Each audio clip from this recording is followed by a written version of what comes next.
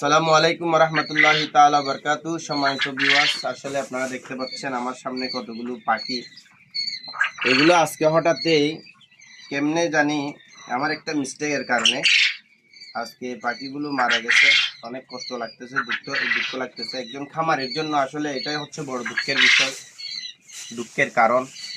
যখন এই ধরনের কোনো কিছু হয়ে যায় তখন অন্য কিছু লাগে, মনের ভিতরে অন্যরকম একটা অনুভূতি, কষ্ট লাগে। দেখতে পাচ্ছেন আসলে এগুলা প্রায় 70-80 গ্রাম পর্যন্ত হয়ে গেছে 12 দিনে। আমি কষ্ট করে ওদের পিছনে, যেটাকে বায়োসিকিউরিটি বলা হয় পাখির জন্য, ওদের যত ধরনের সিকিউরিটি, এগুলো হচ্ছে আমার ফার্স্ট। আমার ইনকিউবেটরের বাচ্চা একটা পাখি আমি মরতে দিই নাই, কারণ তাদের যেটা যত্ন করার ডাক্তারিভাবে ওই ধরনের যত্নগুলো আমি এদের জন্য নিয়েছি। হঠাৎ আজকে এই পাখিগুলো দেখার পর অনেকটা কষ্ট লাগতেছে। তো বিশেষ করে আসলে কি করবো, দুঃখের বিষয়।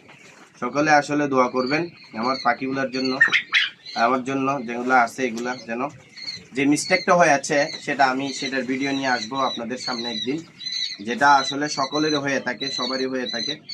আমি একদিক দিয়ে বাঁচাতে গিয়ে অন্য দিক দিয়ে আমার এই লস। তো সেজন্য আসলাম। আসলে একজন খামারের জন্য এটা অনেকটা একটা খারাপ লাগার বিষয়, অনেক কষ্টের একটা বিষয়। তো আমি আপনাদের সামনে নিয়ে আসলাম। যাক, এটা হচ্ছে যাবে, তো এরকম হওয়ার হয়, তাও মনকে বুঝাইতে পারি না। তো সকলে আমার পাখির জন্য, বিশেষ করে আমার এক খামারটার জন্য দোয়া করবেন, যেন ভবিষ্যতে এই ধরনের পরিস্থিতিতে পড়তে না হয়। আসসালামু আলাইকুম ওয়া রাহমাতুল্লাহি ওয়া বারাকাতুহু।